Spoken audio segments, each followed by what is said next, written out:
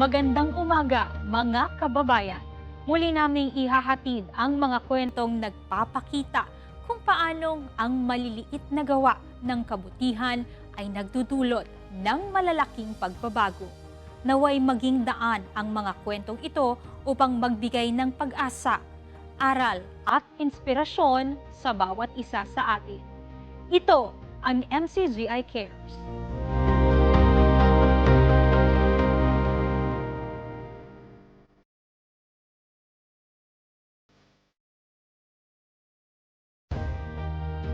Sa bawat araw na ipinagkakaloob sa atin, may pagkakataon tayong makagawa ng kabutihan. At kung ang simpleng pagtulong ay may kakayahang magbigay ng pag-asa sa iba, lalo itong magiging makabuluhan kapag sama-sama nating isinasakatuparan. Tunghayan natin ang isang makabuluhang gawain ng pagbibigay sa iba't ibang ahensya ng pamahalaan sa Bataan na inaasahang magpapalakas pa sa kanilang paglilingkod sa publiko.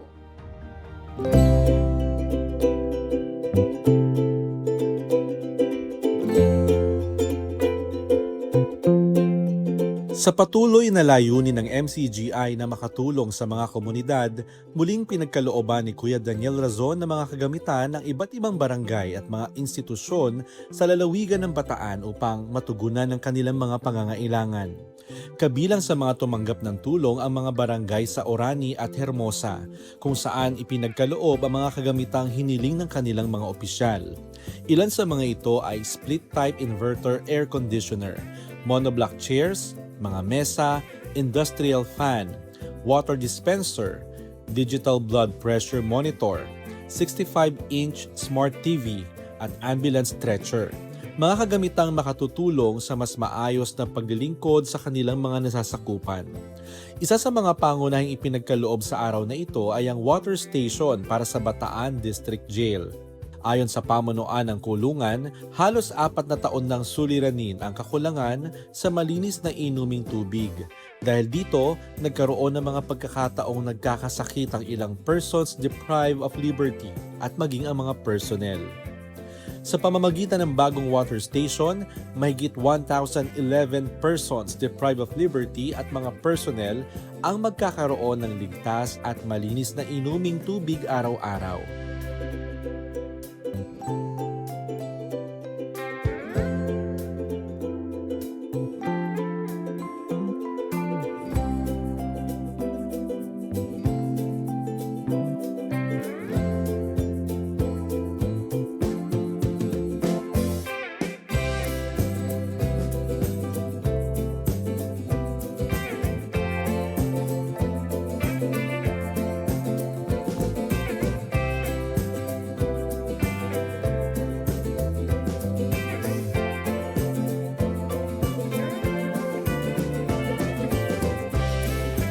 Ipinagkaloob din ang isang ambulansya para sa female dormitory ng Bataan BJMP.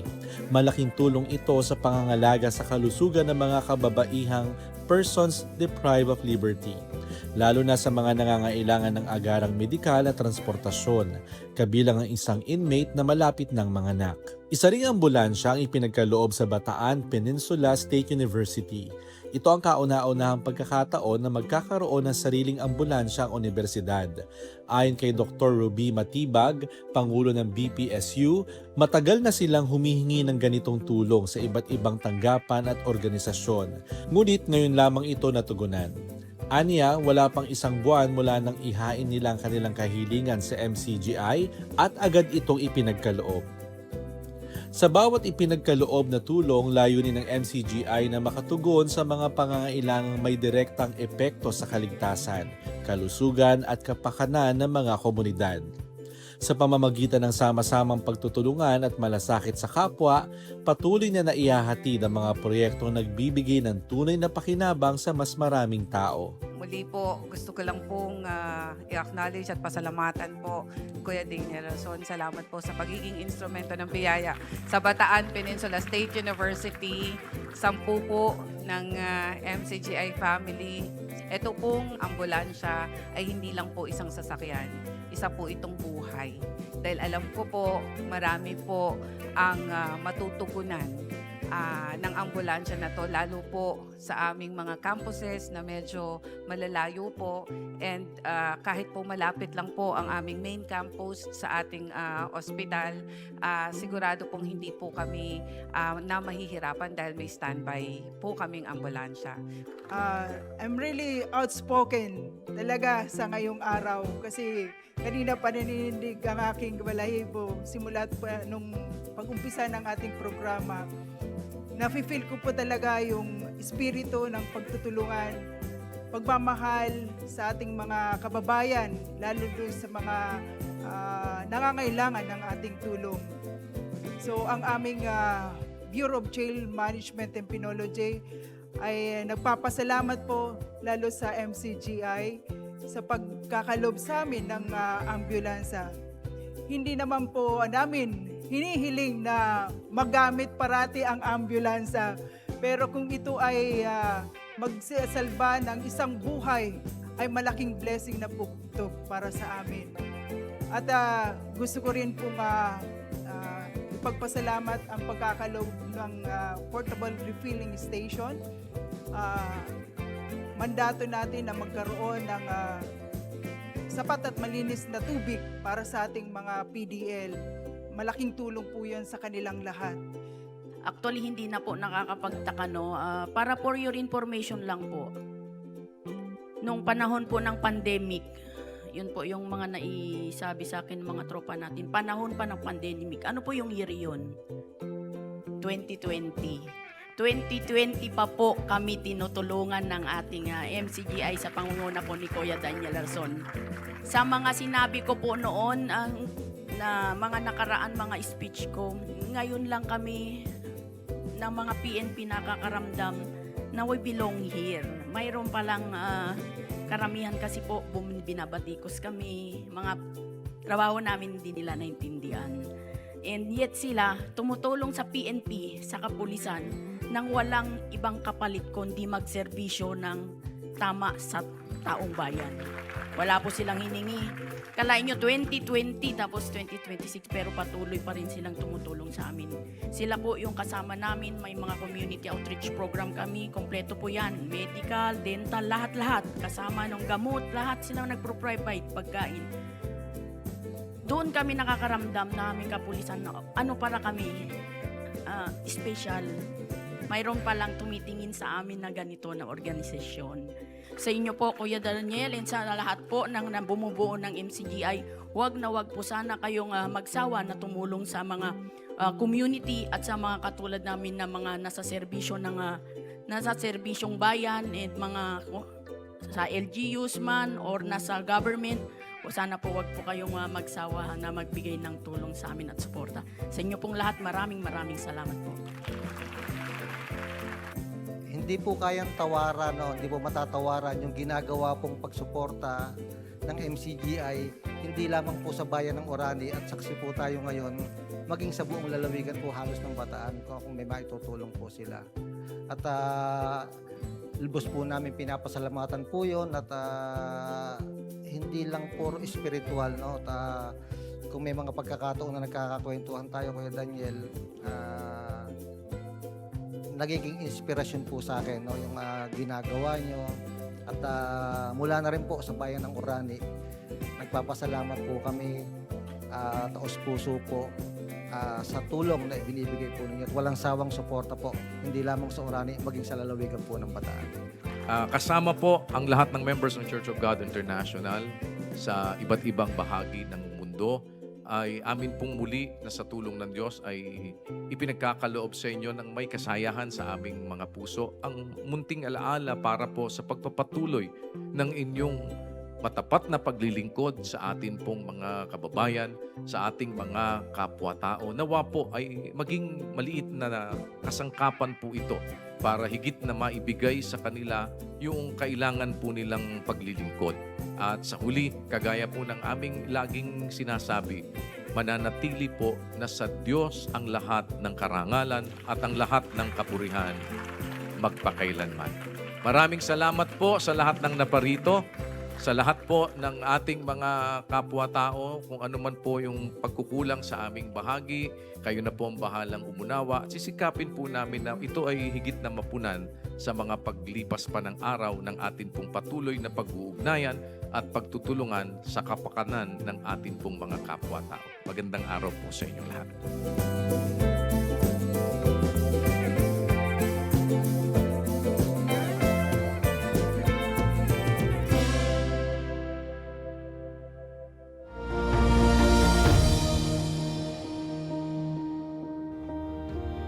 May mga pagkakataon na ang pinakamahalagang maibibigay natin ay hindi nasusukat sa halaga, kundi sa pag-asang naidudulot nito sa buhay ng iba. Isang simpleng hakbang, isang kusang loob na pagtulong na maaaring maging dahilan upang may isang buhay na muling mabigyan ng pagkakataon. Samahan niyo kami sa paglalakbay sa Hong Kong, Macau at Taiwan, kung saan muling ipinamalas ang diwa ng malasakit sa pamamagitan ng Blood Donation Drive.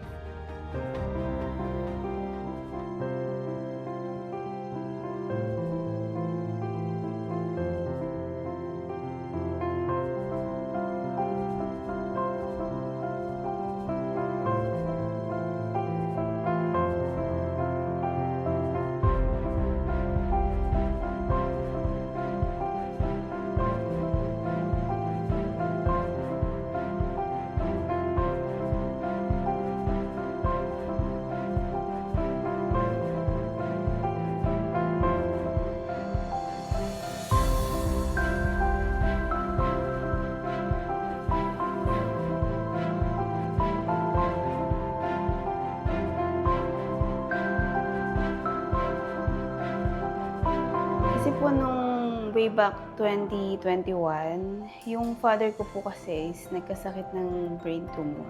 Bali nangailangan kami ng maraming dugo. Naghanap kami ng donor. So parang doon ko na-realize na ang dami nangangailangan, lalo na yung mga yung mga nansa kapo sa pera, mga ganun po. Kaya parang nung time na yun, parang sobrang thankful ako doon sa mga nag-donate sa father ko. Yun po. Bali, as much as possible, pinupush ko rin po yung mga kilala ko na mag-donate. Kasi yung iba hindi naman kayang bumili. Yung iba na naubusan. Eh, kailangan. Yun po yung nag-push sa akin. Kaya gusto ko po talagang mag-donate. Kaya lang po noon, hindi rin po ako aware kung paano, kung saan. Kaya po nung nagsabi sa akin ni si Ate China, may sa MCGI na pwede mag-donate. Yun po, kasi sabi ko, sige po, magda-donate po ako.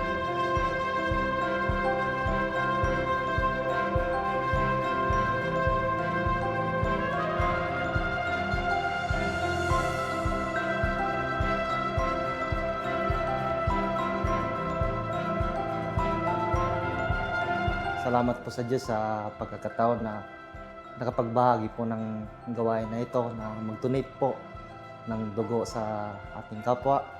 Ang nagtulak po sa akin kung bakit po akong naakay po sa pag-donate ng dugo nung sa kapanahon na po na yung asawa ko ay nangangailangan po ng dugo. Paikot-ikot pa ako sa Maynila, sa bandang Bulacan. Mahal po ang dugo sa Pilipinas po. Pero salamat po sa Diyos dahil natulungan po yung asawa ko na salinan po ng dugo. Thank you po, salamat po sa Diyos. Naway lahat po tayo ay magkaroon ng time na makapag-donate din po ng dugo. Salamat po sa Diyos. Gusto ko pong mag-donate talaga ng dugo. Actually, second time ko na po ngayon. Masarap po sa pakiramdam na mag-donate po ng sariling dugo. Tulad nga po yung sinasabi ni Kuya na ang dugo ay hindi na ma-manufacture. Kaya sa lahat po ng mga kapatid na gusto makabahagi kahit sa maliit na paraan, ay tara na po, hinihikayat ko po kayo kasi masarap po talaga sa pakiramdam na makabahagi. Tulad nga po sabi sa 1:15-13 na walang lalong dakilang pag-ibig kaysa rito na ibigay ng isang tao ang kanyang buhay para sa kanyang mga kaibigan. Kasi meron pong ibang tao na gustong magbahagi ng dugo pero may sakit sa dugo, nagda-dialysis. Kaya po ako bilang pong kapatid po sa MCGI ay parang naging way ko na rin po itong ganitong klaseng gawain upang po kahit sa maliit pong kaparaanan ay makatulong po tayo sa mga gawain ng katawan, which is ang iglesia, na sa ating pong mga pagtulong-tulong bilang sangkap po ng katawan ay nakakabahagi po tayo sa paggawa ng ating Panginoong Kristo. Yung ginagawa po natin is malaking bagay. Lalo na po dun sa mga agaw buhay at nangangailangan ng dugo. At wala po silang kakayahan na bumili kasi po binibili na siya. Wala po silang kakayahan or yung mga nakukuha naman po na donate is mabilis maubos. Kaya po malaking bagay at malaking tulong para sa kanila yung mga ginagawa po natin. Kung nasa kapangyarihan ng kamay mo na gawin, qualified ka naman. Pagkakait mo ba yung buhay? Di ba isang perspective na pwede mong maibigay yung buhay? Bakit? Ang buhay ng laman, nasa dugo. Kung nagbibigay ka ng dugo, nakakapagbigay ka ba ng buhay, kapatid na Rodel? Opo, kuya. Oo, nakita mo? O edi, meron ka ngayon mas magiging inspirasyon sa puso mo sa pananaw ng banal na kasulatan sa bahagi ng pagbibigay na pwede mong magawa kung nasa kapangyarihan mo. Kapuri-puri sa paningin ng Panginoon at sa paningin ng mga tao. Kaya po, isang bagay yan na pwede nating magawa bilang mga lingkod ng Diyos.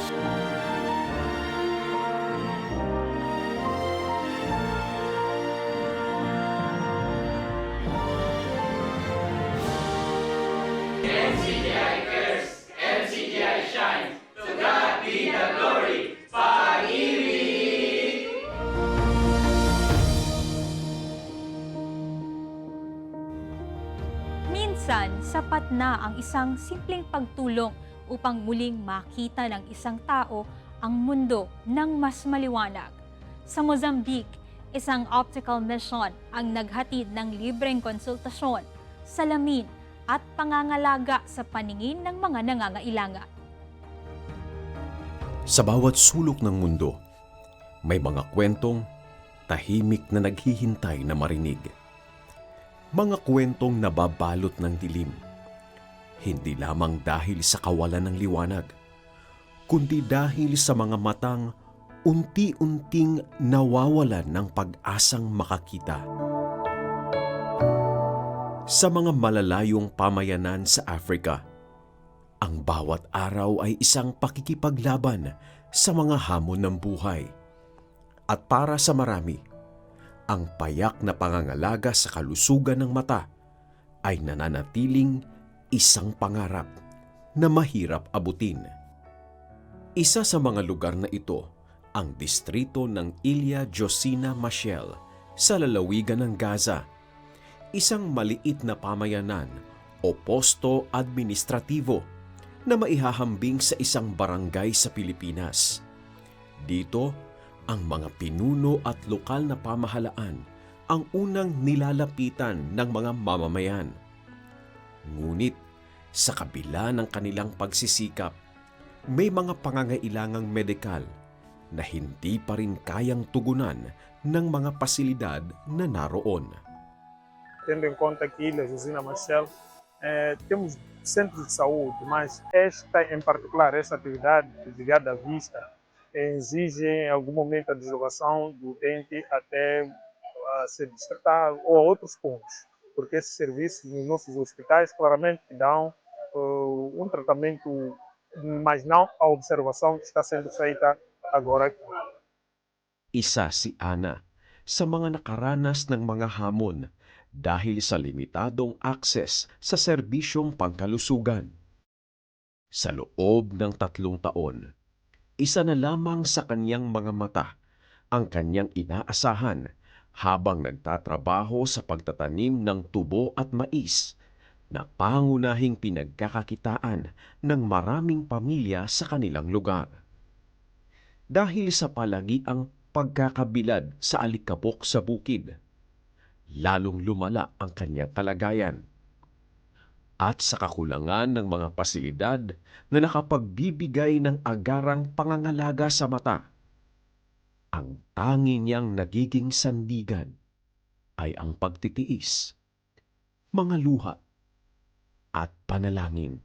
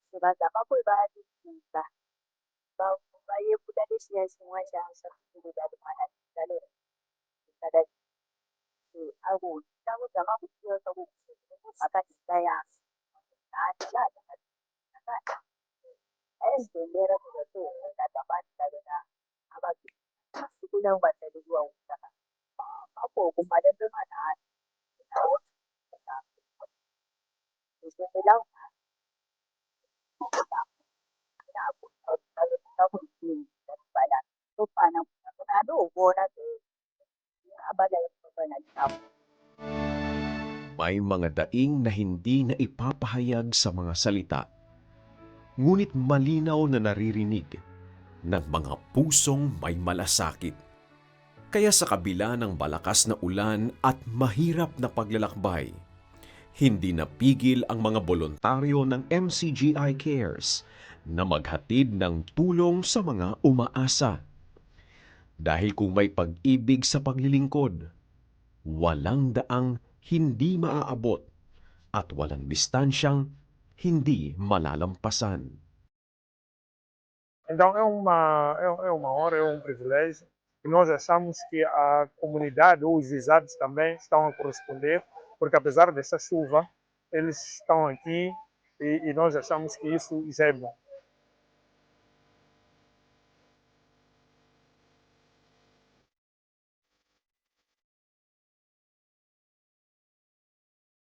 Hindi lahat ng sakit sa mata ay agad nakikita. Minsan, tahimik itong lumalala hanggang sa maapektuhan ang buhay at kabuhayan ng isang tao. Ngunit sa pamamagitan ng maagang pagsusuri at tamang diagnosis, maaaring maiwasan ang lalong paglala ng karamdaman at mapangalagaan ang mahalagang regalo ng paningin. Os primeiros que foram atendidos foram prescritos alguns óculos e testemunhei a serem entregues. Então, isso significa que é uma equipa bem preparada e com um sistema de diagnóstico parece que amplo. Tem muita coisa para fazer o teste. Sa bawat pares ng salamin na ipinagkaloob, hindi lamang paningin ang muling lumiliwanag. Kasabay nito ang pagbabalik ng pag-asa, ang kakayahang magpatuloy sa buhay, at ang pagkakataong muling makita ang kinabukasan ng mas maliwanag.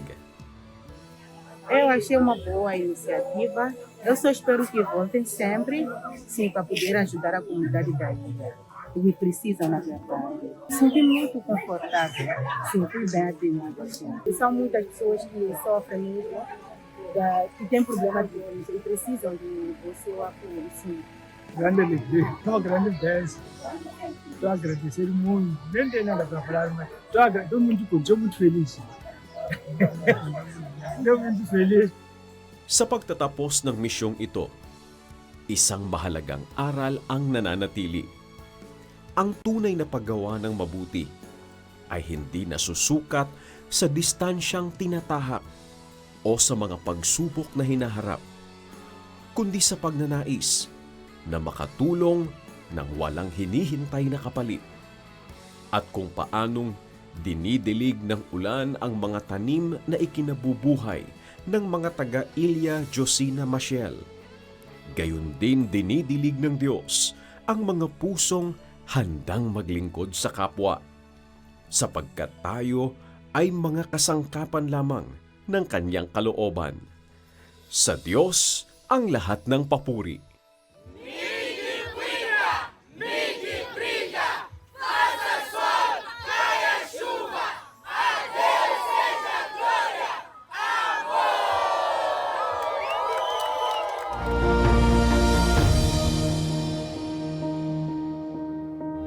Sana ay nakapagdulot sa inyo ng inspirasyon ang mga kwentong ating natunghayan upang tayo ay laging maging handa na gumawa ng mabuti sa kapwa kung nasa kapangyarihan naman natin na ito ay gawin. Pansamantala, dito po muna nagtatapos ang ating programa. Kung loloobin ng Diyos, muli tayong magkikita-kita sa susunod na linggo para sa iba pang mga kwento ng pag-asa, pananampalataya at pag-ibig.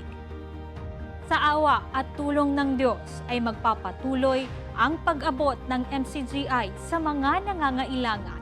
Dahil MCGI cares, the legacy continues. Works of faith, hope, and love for the glory of God. Salamat po sa Diyos.